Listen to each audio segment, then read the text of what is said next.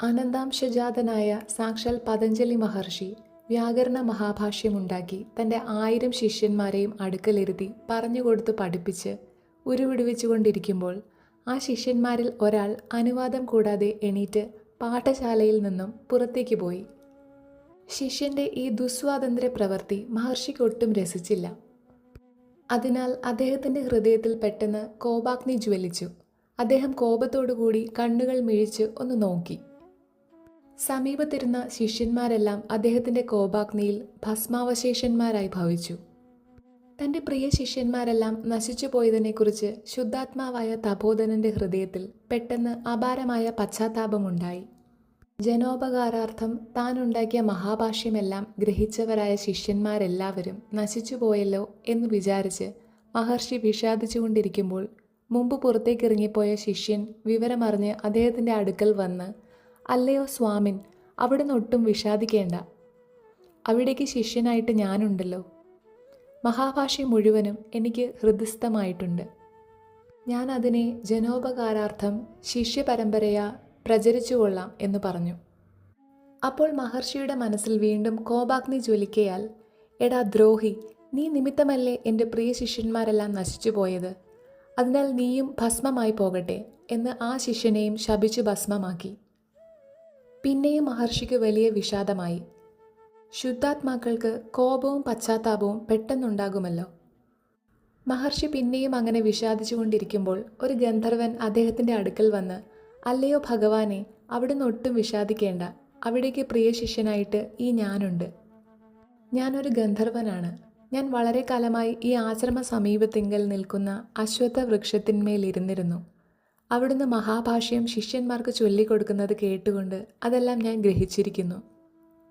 അതിനാൽ എന്നെ അവിടുന്ന് ഒരു ശിഷ്യനായി സ്വീകരിച്ചുകൊണ്ടാലും" എന്ന് പറഞ്ഞു. അപ്പോൾ പിന്നെയും മഹർഷിക്ക് കോപമാണുണ്ടായത്. "നീ എൻ്റെ മനസ്സുകൂടാതെയും ഞാൻ ഉപദേശിക്കാതെയും എൻ്റെ ഭാഷ്യം ഒളിച്ചിരുന്ന് ഗ്രഹിച്ചതിനാൽ നീ ഒരു ബ്രഹ്മരാക്ഷസനായി പോകട്ടെ" എന്ന് മഹർഷി ആ ഗന്ധർവനെ ശപിച്ചു. ഇത് കേട്ടപ്പോൾ ഗന്ധർവൻ ഏറ്റവും പരവശനായി തീരുകയാൽ വിനയസമേതം മഹർഷിയുടെ കാൽക്കൽ വീണ് നമസ്കരിച്ചിട്ട് ശാപമോക്ഷത്തിനായി അപേക്ഷിച്ചു. ശുദ്ധഹൃദയനായ മഹർഷി ഉടനെ പ്രസാദിച്ച്, "നീ എൻ്റെ ഭാഷ്യം അത് ഗ്രഹിക്കാൻ യോഗ്യതയുള്ള ഒരാൾക്ക് ഉപദേശിച്ചു കൊടുക്കണം. ഭാഷ്യം മുഴുവനും ഉപദേശിച്ചു കഴിയുമ്പോൾ നീ ശാപമുക്തനായി നിജസ്ഥിതി പ്രാപിക്കും" എന്നു പറഞ്ഞ് ഗന്ധർവനെ അനുഗ്രഹിച്ചു. ബ്രഹ്മരാക്ഷസനായ ഗന്ധർവൻ വീണ്ടും മഹർഷിയെ വന്ദിച്ചിട്ട് അവിടെ നിന്ന് പോയി യഥാപൂർവം ആലിൻ്റെ മുകളിൽ ചെന്ന് ഇരിപ്പായി. ഭാഷ്യം ഗ്രഹിക്കുന്നതിന് തക്ക യോഗ്യതയുള്ളവർക്ക് വേണമല്ലോ അത് ഉപദേശിച്ചു കൊടുക്കാൻ എന്ന് വിചാരിച്ച് ആ ബ്രഹ്മരാക്ഷസൻ അതിലെ കടന്നു പോകുന്ന ബ്രാഹ്മണന്മാരെയൊക്കെ വിളിച്ച് അവരുടെ യോഗ്യതയെ പരീക്ഷിച്ചുകൊണ്ടിരുന്നു. ബ്രഹ്മരാക്ഷസന്റെ പരീക്ഷ എങ്ങനെയെന്നാൽ, തൻ്റെ അടുക്കൽ വരുന്നവരോട് "പജേർനിഷ്ഠായാം കിം രൂപം" എന്നൊരു ചോദ്യം ചോദിക്കും. അതിന് ശരിയായ ഉത്തരം പറയാത്തവരെ അവൻ പിടിച്ച് ഭക്ഷിക്കുകയും ചെയ്യും. ഇങ്ങനെയാണ് ഏർപ്പാട്. ഈ ചോദ്യത്തിന് പക്തം എന്നും മറ്റു ചില അബദ്ധങ്ങളായ ഉത്തരങ്ങളല്ലാതെ ശരിയായി ആരും പറയായികയാൽ ആ ബ്രഹ്മരാക്ഷസൻ അസംഖ്യം മഹാബ്രാഹ്മണരെ പിടിച്ചു ഭക്ഷിച്ചു. അങ്ങനെ വളരെ കാലം കഴിഞ്ഞു. അങ്ങനെ ഇരിക്കുന്ന കാലത്ത് ഒരു ദിവസം സർവശാസ്ത്ര പാരംഗതനും വേദജ്ഞനും വേദാന്തിയും യോഗശാസ്ത്ര വാരാശിയും വിരക്തനുമായ ഒരു ബ്രാഹ്മണ ശ്രേഷ്ഠൻ അതിലെ വന്നു. അദ്ദേഹം സന്യസിക്കണമെന്ന് നിശ്ചയിച്ച് തനിക്ക് ക്രമസന്യാസം തരുന്നതിനും തൻ്റെ ഗുരുവായി സ്വീകരിക്കുന്നതിനും തക്ക യോഗ്യതയുള്ള ഒരാളെ കണ്ടുകിട്ടുന്നതിനായി അന്വേഷിച്ചു നടക്കുകയായിരുന്നു. ആ ബ്രാഹ്മണനെയും കണ്ടയുടനെ ബ്രഹ്മരാക്ഷസൻ തൻ്റെ അടുക്കൽ വിളിച്ച് മേൽപ്പറഞ്ഞ ചോദ്യം ചോദിച്ചു. അദ്ദേഹം പക്വം എന്ന് ഉത്തരം പറഞ്ഞു. ഇത് കേട്ടപ്പോൾ ബ്രാഹ്മണന് മഹാഭാഷ്യം ഗ്രഹിക്കാൻ തക്ക യോഗ്യതയുണ്ടെന്ന് നിശ്ചയിച്ച് ബ്രഹ്മരാക്ഷസൻ അദ്ദേഹത്തിന് ഉപദേശിച്ചു കൊടുക്കാൻ ആരംഭിച്ചു. ബ്രഹ്മരാക്ഷസൻ ആലിന്മേലും ബ്രാഹ്മണൻ ആൽത്തറയിലും ഇരുന്നു. ആദ്യം തന്നെ ബ്രഹ്മരാക്ഷസൻ ബ്രാഹ്മണന് വിശപ്പും ദാഹവും ഉറക്കവും വരാതിരിക്കാനായി ഒരു ദിവ്യൌഷധം കൊടുത്ത് സേവിപ്പിച്ചിട്ടാണ് ഭാഷ്യം ഉപദേശിക്കാൻ തുടങ്ങിയത്. ബ്രഹ്മരാക്ഷസൻ ആ ആലിൻ്റെ ഇല പറിച്ച് ഭാഷ്യം കുറേശ്ശെ എഴുതി കൊടുക്കുകയും ബ്രാഹ്മണൻ അത് നോക്കി ധരിക്കുകയുമായിട്ടാണ് പഠിപ്പിക്കുകയും പഠിക്കുകയും ചെയ്തത്. ബ്രഹ്മരാക്ഷസൻ എഴുതിയിടുന്നത് ബ്രാഹ്മണൻ നോക്കി ധരിച്ചു കഴിഞ്ഞാൽ പിന്നെയും ബ്രഹ്മരാക്ഷസൻ എഴുതിയിട്ട് കൊടുക്കും. ഇങ്ങനെ 6 മാസക്കാലം കഴിഞ്ഞപ്പോൾ മഹാഭാഷ്യം മുഴുവനും ഉപദേശിക്കുകയും ബ്രാഹ്മണൻ ധരിക്കുകയും കഴിഞ്ഞു. അപ്പോൾ ബ്രഹ്മരാക്ഷസൻ ശാപമുക്തനായി പൂർവസ്ഥിതിയിൽ ഗന്ധർവത്വത്തെ പ്രാപിക്കുകയും ചെയ്തു. ഉടനെ ബ്രാഹ്മണൻ തൻ്റെ ഗുരുവായ ഗന്ധർവനെ വന്ദിച്ച് യാത്രയും പറഞ്ഞ് അവിടെ നിന്ന് യാത്രയായി. അപ്പോൾ ആ ഗന്ധർവൻ തൻ്റെ പ്രിയ ശിഷ്യനായ ബ്രാഹ്മണനെ വീണ്ടും വണ്ണം അനുഗ്രഹിച്ചിട്ട്, അല്ലയോ ബ്രാഹ്മണോത്തമ, അങ്ങേക്ക് ക്ഷുൽപിപാസകളുടെയും നിദ്രയുടെയും ബാധ ഉണ്ടാകാതിരിക്കാനായി ഞാൻ തന്ന ആ ദിവ്യൌഷധത്തിൻ്റെ ശക്തി അങ്ങേക്ക് ജലസ്പർശമുണ്ടായാൽ നശിച്ചു പോകും. ഉടൻ ഭവാൻ നിദ്ര പ്രാപിക്കുകയും ചെയ്യും. പിന്നെ അങ്ങ് 6 മാസക്കാലം കഴിയാതെ ഉണരുകയില്ല. അതിനാൽ ഇനി വെള്ളത്തിലിറങ്ങുന്ന കാര്യം വളരെ സൂക്ഷിച്ചു വേണം എന്നു പറഞ്ഞിട്ട് അന്തർധാനവും ചെയ്തു. ഉടനെ ബ്രാഹ്മണൻ താൻ പഠിച്ച മഹാഭാഷ്യത്തിൻ്റെ ഒരംശമെങ്ങാനും വിസ്മരിച്ചു പോയെങ്കിൽ പറഞ്ഞു തരാൻ ആരും ഉണ്ടായിരിക്കാത്തതുകൊണ്ട് ഗന്ധർവൻ എഴുതി തന്നവയായ ഈ ആലിലകൾ കൂടി കൊണ്ടുപോയി ഇതൊന്ന് പകർത്തി എഴുതി സൂക്ഷിക്കണം എന്ന് നിശ്ചയിച്ച് ആലിലകളും കെട്ടിയെടുത്ത് അവിടെ നിന്ന് പോവുകയും ചെയ്തു. ആ ബ്രാഹ്മണൻ പിന്നെയും പല സ്ഥലങ്ങളിൽ സഞ്ചരിച്ച് ഒരു ദിവസം ദിക്കിൽ ചെന്നപ്പോൾ മാർഗമധ്യേയുള്ള ഒരു നദി ഇറങ്ങിക്കടക്കേണ്ടതായി വന്നു. നദിയിൽ ഇറങ്ങാതെ അക്കരെ കടക്കുന്നതിന് ആ ദിക്കിലെങ്ങും തോണിയും വഞ്ചിയും ഒന്നുമില്ലായിരുന്നു. നദിയിൽ വെള്ളം അധികമില്ലാത്തതുകൊണ്ട് അവിടെ എല്ലാവരും അക്കരെ ഇക്കരെ കടക്കുന്നത് നദിയിൽ ഇറങ്ങിയാണ്. നദി വീതി വളരെ കുറഞ്ഞതുമായിരുന്നു. അതിനാൽ ആ ബ്രാഹ്മണൻ ക്ഷണത്തിൽ ഇറങ്ങിക്കടന്ന് കളയാമെന്ന് വെച്ചിട്ട് കുറച്ച് വെള്ളം കയ്യിലെടുത്ത് മുഖം കഴുകി. ഉടനെ ആ ബ്രാഹ്മണൻ ഗാഢനിദ്രയെ പ്രാപിച്ച് അവിടെ വീണു. അപ്പോൾ ആ കടവിൽ കുളിച്ചുകൊണ്ട് നിന്ന നവയൗവനയുക്തയായ ഒരു ശൂദ്രകന്യക അത് കണ്ട് അടുത്തു ചെന്ന് നോക്കിയപ്പോൾ അദ്ദേഹം ഉറങ്ങുകയാണെന്നും അല്ലാതെ മോഹാലസ്യവും മറ്റുമല്ലെന്നും മനസ്സിലാക്കി. എങ്കിലും ഒരു ബ്രാഹ്മണൻ ഇപ്രകാരം മാർഗമധ്യേ വീണു കിടക്കുന്നത് കണ്ടിട്ട് ഇട്ടും വെച്ച് പോകുന്നത് യുക്തമല്ലെന്ന് വിചാരിച്ച് അവിടെ നിന്നുകൊണ്ട് ദാസിമാരിൽ ഒരുത്തിയെ വീട്ടിലേക്ക് പറഞ്ഞയച്ച് 4 ഭൃത്യന്മാരെ വരുത്തി അവരെ കൊണ്ട് ഈ ബ്രാഹ്മണനെ കെട്ടിയെടുപ്പിച്ച് സ്വഗൃഹത്തിലേക്ക് കൊണ്ടുപോയി. അവിടെ അവൾ ധാരാളം വിസ്താരവും വൃത്തിയുമുള്ളതും കാറ്റും വെളിച്ചവും നിർബാധമായി കടക്കുന്നതുമായ ഒരു മുറിക്കകത്ത് കട്ടിലിൽ മെത്ത വിരിച്ച് അതിൽ ആ ബ്രാഹ്മണനെ കിടത്തി. ആ കന്യക നാടുവാഴിയായ ഒരു ശൂദ്രപ്രഭുവിൻ്റെ പുത്രിയും സൗന്ദര്യം, സൗശീല്യം, സൗജന്യം, വൈദൂഷ്യം, വൈദഗ്ധ്യം, ആഭിജാത്യം മുതലായ സകല സദ്ഗുണങ്ങളും തികഞ്ഞ ഒരു മനസ്വിനിയുമായിരുന്നു.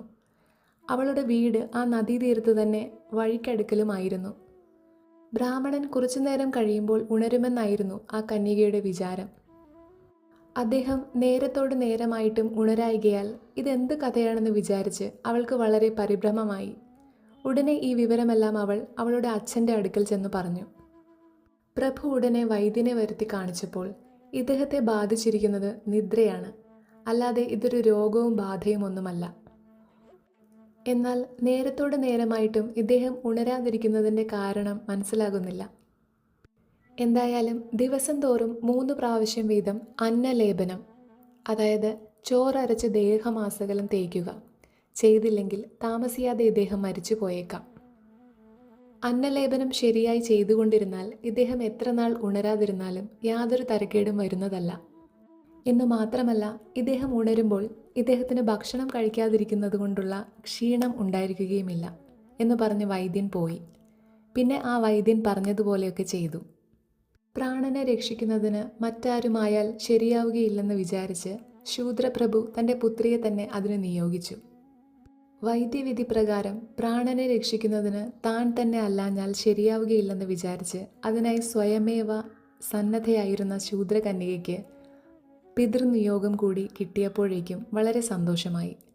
അതിനാൽ അവൾ തന്നെ വളരെ ജാഗ്രതയോടുകൂടി പ്രതിദിനം 3 നേരവും അന്നലേപനവും മറ്റും ചെയ്ത് ആ ബ്രാഹ്മണനെ രക്ഷിച്ചുകൊണ്ടിരുന്നു. ഇങ്ങനെ 6 മാസം കഴിഞ്ഞപ്പോൾ ആ ബ്രാഹ്മണൻ ഉണർന്നു.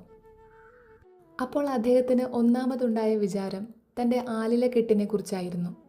അതിനാൽ അദ്ദേഹം പെട്ടെന്ന് എണീറ്റ് ആ നദീതീരത്തെങ്കിലേക്ക് പോയി. അവിടെ ചെന്ന് നോക്കിയപ്പോൾ ആലിലക്കെട്ടും അവിടെ തന്നെ കിടക്കുന്നുണ്ടായിരുന്നു. എങ്കിലും അതൊരു പശു തിന്നുകൊണ്ട് നിൽക്കുന്നതായിട്ടാണ് അദ്ദേഹം കണ്ടത്. പശുവിനെ പിടിച്ചുമാറ്റി നോക്കിയപ്പോൾ ഏതാനും ഭാഗമൊക്കെ പശു തിന്നു കഴിഞ്ഞിരിക്കുന്നു. അതിനാൽ ബ്രാഹ്മണന് വളരെ വിഷാദമായി. പോയതിനെക്കുറിച്ച് ഇനി വിചാരിച്ചതുകൊണ്ട് ഫലമൊന്നുമില്ലല്ലോ എന്ന് വിചാരിച്ച് അദ്ദേഹം ശേഷമുണ്ടായിരുന്ന ആലിലകളെല്ലാം പെറുക്കിയെടുത്ത് യഥാക്രമം അടുക്കിക്കൊണ്ടിരിക്കുമ്പോൾ ഈ ബ്രാഹ്മണൻ എങ്ങോട്ടാണ് പോകുന്നതെന്ന് അറിയുന്നതിനായി ആ ശൂദ്രകന്യകയാൽ അയക്കപ്പെട്ട 2 ഭൃത്യന്മാർ അവിടെ വന്നു. അവരോട് ഈ പശു ആരുടെ വകയാണ് എന്ന് ബ്രാഹ്മണൻ ചോദിക്കുകയും ഇത് ഞങ്ങളുടെ യജമാനൻ്റെ വകയാണ് എന്ന് അവർ ഉത്തരം പറയുകയും ചെയ്തു. പിന്നെ ബ്രാഹ്മണൻ ആ ആലിലക്കെട്ടും എടുത്തുകൊണ്ട് പ്രഭുവിൻ്റെ ഗൃഹത്തിൽ തന്നെ വന്നു. അപ്പോൾ ശൂദ്രകന്യക ബ്രാഹ്മണനെ യഥാക്രമം വന്ദിച്ച് പൂജിച്ചിരുത്തി. പിന്നെ അവർ തമ്മിലുണ്ടായ സംഭാഷണം കൊണ്ട് ഈ ബ്രാഹ്മണൻ്റെ എല്ലാ സ്ഥിതികളും, അദ്ദേഹം ഇത്ര വളരെ കാലം ഉറങ്ങിപ്പോകുവാനുള്ള കാരണവും മറ്റും, ശൂദ്രകന്യകയ്ക്കും ഈ ശൂദ്രകന്യകയുടെ സ്ഥിതികളും അവളുടെ ഗുണങ്ങളും തന്നെ രക്ഷിച്ചത് ഇവളാണെന്നും മറ്റും ബ്രാഹ്മണനും മനസ്സിലായി. വിവരങ്ങളെല്ലാം അറിഞ്ഞപ്പോൾ അവർക്ക് പരസ്പരം വളരെ ബഹുമാനമുണ്ടായി. പിന്നെ ബ്രാഹ്മണന്റെ താൽപ്പര്യപ്രകാരം ആലില തിന്ന പശുവിനെ ശൂദ്രകന്യക പ്രത്യേകം ഒരു സ്ഥലത്ത് പിടിച്ചു കെട്ടുകയും ബ്രാഹ്മണൻ അന്നും അവിടെ തന്നെ താമസിക്കുകയും ചെയ്തു. ബ്രാഹ്മണന് അഭ്യംഗത്തിനും അത്താഴത്തിനും വേണ്ടതെല്ലാം കന്യക തന്നെ തയ്യാറാക്കി കൊടുത്തതിനാൽ അന്ന് രാത്രിയിലും അദ്ദേഹം സുഖമായിട്ടുറങ്ങി. പിറ്റേ ദിവസം രാവിലെ ബ്രാഹ്മണൻ എണീറ്റ് പശുവിനെ കെട്ടിയിരുന്ന സ്ഥലത്ത് ചെന്ന് നോക്കിയപ്പോൾ പശു തിന്ന ആലിലകളെല്ലാം യാതൊരു കേടും കൂടാതെ ചാണകത്തോടുകൂടി കിടക്കുന്നത് കണ്ടു. അദ്ദേഹം അവയെല്ലാം പെറുക്കിയെടുത്ത് കഴുകി തുടച്ചു കൊണ്ടുവന്നു. ശേഷമുള്ള ആലിലകളോട് കൂട്ടിച്ചേർത്ത് നോക്കിയപ്പോൾ ഒന്നും നഷ്ടപ്പെട്ടില്ലെന്നറിയുകയാൽ അദ്ദേഹത്തിന് വളരെ സന്തോഷമായി. ഈ ആലിലകളൊന്നും ഇത്രയും കാലമായിട്ടും വാടാതെയും പശു തിന്നിട്ടും ദഹിക്കാതെയും ഇരുന്നത് അതുകളിൽ ഭാഷ്യം എഴുതിയ ഗന്ധർവൻ്റെ ദിവ്യത്വം കൊണ്ടോ മഹാഭാഷ്യത്തിൻ്റെ മാഹാത്മ്യം കൊണ്ടോ എന്തുകൊണ്ടാണെന്ന് നിശ്ചയമില്ല. എന്തെങ്കിലും ഒരു ദിവ്യശക്തി കൊണ്ടായിരിക്കണം, അല്ലാതെ ഇങ്ങനെ വരുന്നതല്ലല്ലോ. പിന്നെ ആ ബ്രാഹ്മണൻ ആ ആലിലകളെല്ലാം കൂടി കൂട്ടിക്കെട്ടി തയ്യാറാക്കി വെച്ചു. യാത്ര പറയാനായി ആ ശൂദ്രകന്യകയെ അടുക്കൽ വിളിച്ചു. ഇപ്പോൾ 5-6 മാസമായല്ലോ ഞാൻ ഇവിടെ വന്നിട്ട്. ഇനിയിപ്പോൾ ഞാൻ പോകുവാൻ ഭാവിക്കുകയാണ്. ഇത്രയും കാലം നീ എന്നെ വേണ്ടുന്ന ശുശ്രൂഷയെല്ലാം ചെയ്ത് രക്ഷിച്ചു എന്നല്ല, നീ എൻ്റെ പ്രാണരക്ഷ ചെയ്തു എന്ന് തന്നെ പറയാം. നീ എനിക്ക് ചെയ്ത ഈ ഉപകാരത്തിന് തക്കതായ പ്രതിഫലമൊന്നും ഞാൻ കാണുന്നില്ല. എങ്കിലും ഇതിനെക്കുറിച്ചൊന്നും പറയാതെ പോയാൽ ഞാൻ കേവലം കൃതജ്ഞനാകുമല്ലോ. അതുകൊണ്ട് ചോദിക്കുന്നതാണ്. നിന്റെ ആഗ്രഹം എന്താണെന്ന് പറഞ്ഞാൽ അത് സാധിക്കുന്നതിനായി നിന്നെ ഞാൻ അനുഗ്രഹിക്കാം. എൻ്റെ അനുഗ്രഹം ഒരിക്കലും വിഫലീഭവിക്കുന്നതല്ല. ഇതല്ലാതെ ഒന്നും തരാനായിട്ട് ഞാൻ കാണുന്നില്ല. അതിനാൽ നിന്റെ ആഗ്രഹം എന്താണെന്ന് പറയണം എന്ന് പറഞ്ഞു. അപ്പോൾ ആ കന്യക വിനയസമേതം തൊഴുതും കൊണ്ട്, അല്ലയോ സ്വാമിൻ, ഞാൻ ജനിച്ചതിൽ പിന്നെ ഒരു പുരുഷൻ്റെ പാദശുശ്രൂഷ ചെയ്യുന്നതിനാണ് എനിക്ക് ഭാഗ്യം സിദ്ധിച്ചത്. അതിനാൽ ഈ ജന്മത്തിൽ മറ്റൊരു പുരുഷൻ്റെ ശുശ്രൂഷ ചെയ്യുവാൻ സംഗതിയാകാതെ ഇരുന്നാൽ കൊള്ളാമെന്നല്ലാതെ വേറെ യാതൊരാഗ്രഹവും എനിക്കില്ല. അതിനാൽ അവിടുന്ന് കൃപയുണ്ടായി ഞാൻ അവിടുത്തെ ഭാര്യയായി തീരാനായിട്ട് എന്നെ അനുഗ്രഹിക്കണം. ഇതിലധികമായി ഒരനുഗ്രഹവും വേണമെന്ന് ഞാൻ ആഗ്രഹിക്കുന്നില്ല. ഇതിൽ വലിയതായി ഒരനുഗ്രഹമുണ്ടെന്ന് ഞാൻ വിചാരിക്കുന്നുമില്ല. ഈ അനുഗ്രഹം എനിക്ക് ലഭിക്കുന്നുവെങ്കിൽ എൻ്റെ ജന്മം സഫലമായി എന്ന് പറഞ്ഞു. ആ ശൂദ്രകന്യകയുടെ ഈ വാക്കുകൾ കേട്ടപ്പോൾ ബ്രാഹ്മണന് വളരെ വിചാരമായി. കഷ്ടം, ഇഹലോക സുഖങ്ങളെ അശേഷം ഉപേക്ഷിച്ച് സന്യാസം വാങ്ങുന്നതിനായി ഗുരുവിനെ അന്വേഷിച്ച് നടക്കുന്ന ഞാൻ ഇവളെ വിവാഹം ചെയ്യുന്നത് എങ്ങനെയാണ്? പ്രാണരക്ഷ ചെയ്ത ഇവളുടെ അപേക്ഷയെ ഉപേക്ഷിക്കുന്നത് എങ്ങനെയാണ്? 4-ാമത്തെ ആശ്രമത്തെ ആഗ്രഹിച്ച് നടക്കുന്ന ഞാൻ 2-ാമത്തെ ആശ്രമത്തെ കൈക്കൊള്ളണമെന്നായിരിക്കുമോ ഈശ്വരവിധി? അങ്ങനെ ആയാൽ തന്നെയും ബ്രഹ്മകുലജാതനായ ഞാൻ ശൂദ്രകുലജാതയായ ഇവളെ ആദ്യമായി വിവാഹം ചെയ്യുന്നത് വിഹിതമല്ലല്ലോ. ഒരു ബ്രാഹ്മണന് ബ്രഹ്മക്ഷത്ര വൈശ്യകുലങ്ങളിൽ നിന്ന് യഥാക്രമം ഓരോ വിവാഹം ചെയ്തല്ലാതെ ഒരു ശൂദ്രകന്യകയെ വിവാഹം ചെയ്യുവാൻ പാടില്ല എന്നാണല്ലോ ശാസ്ത്രം. അതിനാൽ ഇവളെ വിവാഹം ചെയ്യണമെങ്കിൽ അതിനു മുമ്പായി 3 ജാതിയിലുള്ള 3 കന്യകമാരെ വിവാഹം ചെയ്യേണ്ടിയിരിക്കുന്നു. ഒരു വിവാഹവും വേണ്ടെന്ന് വിചാരിച്ചിരുന്ന എനിക്ക് ഇങ്ങനെ വേണ്ടി വന്നത് അത്യാശ്ചര്യമായിരിക്കുന്നു. ഇത് ഈശ്വരൻ എന്നെ പരീക്ഷിക്കുകയായിരിക്കുമോ? അഥവാ ഒരു പ്രകാരം വിചാരിച്ചാൽ ഇതും നല്ലതു തന്നെയാണ്. ശാസ്ത്രം കൊണ്ടും യുക്തി കൊണ്ടും അനുഭവം കൊണ്ടും സംസാരത്തിൻ്റെ നിസ്സാരത അറിഞ്ഞിട്ട് മനസ്സിലാകുന്ന വിരക്തിക്ക് കുറച്ചുകൂടി ബലമുണ്ടായിരിക്കും. അതിനാൽ ഏതായാലും ഇവളുടെ ആഗ്രഹം സാധിപ്പിച്ചിട്ട് പിന്നെ നമ്മുടെ ആഗ്രഹവും സാധിക്കാം. അല്ലാതെ നിവൃത്തിയില്ല എന്നിങ്ങനെ വിചാരിച്ചിട്ട് ആ ബ്രാഹ്മണൻ ശൂദ്രകന്യകയോട്, അല്ലയോ ഭദ്രേ, നിന്റെ ഹിതത്തെ അനുവർത്തിക്കുന്നതിന് ഞാൻ സദാ സന്നദ്ധനാണ്. എങ്കിലും ഒരു ബ്രാഹ്മണനായ ഞാൻ ശൂദ്രകന്യകയായ നിന്നെ വിവാഹം ചെയ്യുന്നതിന് ബ്രാഹ്മണ കുലത്തിൽ നിന്നും ക്ഷത്രിയ കുലത്തിൽ നിന്നും വൈശ്യകുലത്തിൽ നിന്നും ഓരോ കന്യകമാരെ വിവാഹം ചെയ്തിട്ടല്ലാതെ പാടില്ല. അങ്ങനെയാണ് ശാസ്ത്രവിധി. അതിനാൽ ഞാൻ പോയി 3 വിവാഹം ചെയ്തതിനു ശേഷം നിന്നെയും വിവാഹം ചെയ്തുകൊള്ളാം. അതുവരെ നീ ക്ഷമിക്കണം എന്ന് പറഞ്ഞു. ഇത് കേട്ട് സന്തോഷസമേതം ശൂദ്രകന്യക ശാസ്ത്രവിധി പ്രകാരമല്ലാതെ ഒന്നും ചെയ്യണമെന്ന് എനിക്ക് നിർബന്ധമില്ല. എൻ്റെ അപേക്ഷയെ സദയം അങ്ങ് സ്വീകരിക്കുന്നുവെങ്കിൽ അതിനായിട്ട് എത്ര കാലം വേണമെങ്കിലും കാത്തിരിക്കുന്നതിന് എനിക്ക് യാതൊരു വിരോധവുമില്ല എന്ന് പറഞ്ഞു. എന്നാൽ അങ്ങനെ ആവട്ടെ എന്ന് പറഞ്ഞ് ബ്രാഹ്മണൻ അദ്ദേഹത്തിൻ്റെ ആലിലക്കെട്ടുമെടുത്ത് സ്വദേശത്തേക്ക് തിരിച്ചു പോവുകയും ചെയ്തു. അനന്തരം ആ ബ്രാഹ്മണൻ സ്വഗൃഹത്തിൽ ചെന്ന് താമസിച്ചുകൊണ്ട് ബ്രാഹ്മണകുലത്തിൽ നിന്നും ക്ഷത്രിയകുലത്തിൽ നിന്നും വൈശ്യകുലത്തിൽ നിന്നും ഓരോ കന്യകമാരെ യഥാക്രമം വിവാഹം ചെയ്തതിൻ്റെ ഒടുക്കം ഈ ശൂദ്രകന്യകയെയും യഥാവിധി വിവാഹം കഴിച്ചു. മുൻകാലങ്ങളിൽ ബ്രാഹ്മണർ 4 ജാതിയിൽ നിന്നും അഗ്നിസാക്ഷിയായി തന്നെ വിവാഹം കഴിക്കാറുണ്ടെന്നത് പ്രസിദ്ധമാണല്ലോ. അങ്ങനെ ആ ബ്രാഹ്മണൻ 4 ഭാര്യമാരോട് കൂടി യഥാസുഖം സ്വഗൃഹത്തിൽ താമസിച്ച കാലത്ത് ആ 4 ഭാര്യമാരിൽ നിന്നും അദ്ദേഹത്തിന് ഓരോ പുത്രന്മാരുണ്ടായി. പുത്രന്മാരുടെ ജാതകർമ്മം മുതൽ വർത്തമാനം വരെയുള്ള സകല ക്രിയകളും അദ്ദേഹം യഥാകാലം വേണ്ടതുപോലെ ചെയ്തു. പുത്രന്മാരെ യഥാക്രമം അദ്ദേഹം തന്നെ വിദ്യാഭ്യാസം ചെയ്യിച്ചു. ആ പുത്രന്മാർ 4 പേരും അതിയോഗ്യന്മാരും സകല ശാസ്ത്ര പാരംഗതരും പിതൃതുല്യ ഗുണവാന്മാരുമായി തീരുകയും ചെയ്തു. ആദ്യപുത്രനായ ബ്രാഹ്മണകുമാരനെ അദ്ദേഹം വിശേഷിച്ച് വേദാധ്യയനവും ചെയ്യിച്ചു. ഒടുക്കം 4 പേരെയും മഹാഭാഷ്യം പഠിപ്പിച്ചു.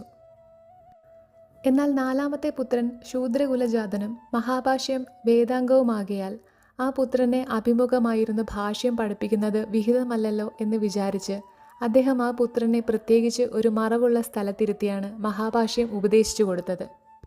എന്ന് മാത്രവുമല്ല, മഹാഭാഷ്യം ശൂദ്രവംശജർക്ക് ഉപദേശിച്ച് പരമ്പരയാ വേദാർഹന്മാരല്ലാത്ത അവരുടെ ഇടയിൽ അതിന് പ്രചാരം വരുത്തുകയില്ലെന്ന് ആ പുത്രനെ കൊണ്ട് പ്രതിജ്ഞ ചെയ്യിക്കുക കൂടി ചെയ്തിട്ടാണ് അദ്ദേഹം മഹാഭാഷ്യം ആ പുത്രന് ഉപദേശിച്ചു കൊടുത്തത് എന്ന് ചിലർ പറയുന്നു.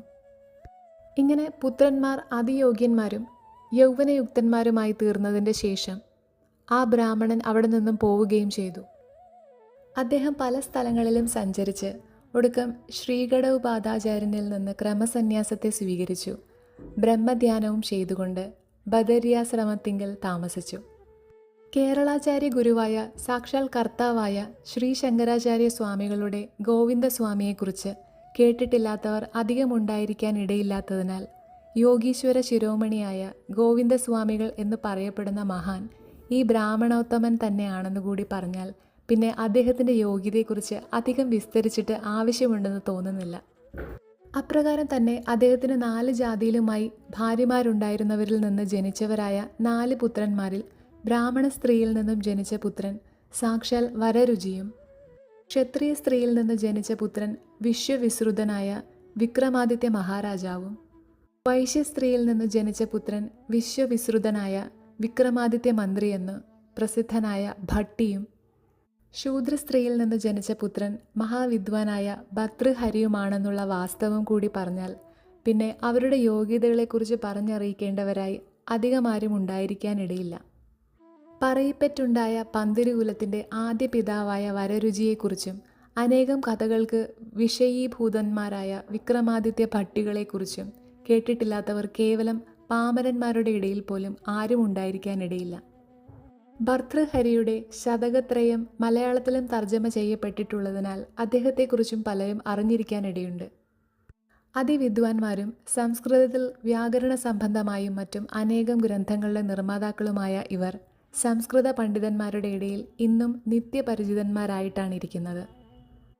വാർത്തികം, പ്രാകൃത പ്രവേശം, ധനപഞ്ചകം മുതലായ പല ഗ്രന്ഥങ്ങൾ വരരുചിയും, ഭട്ടികാവ്യം അതായത് രാമായണം കഥ എന്ന പ്രസിദ്ധ ഗ്രന്ഥവും മറ്റനേകം കൃതികളും ഭട്ടിയും, ഹരിടീക, വാക്യപദീയം മുതലായ വ്യാകരണ ഗ്രന്ഥങ്ങളും വേദാന്തം വകയായി മറ്റും അനേക ഗ്രന്ഥങ്ങളും മേൽപ്പറഞ്ഞ ശതകത്രയവും മറ്റും ഭർതൃഹരിയും ഉണ്ടാക്കിയിട്ടുണ്ട്.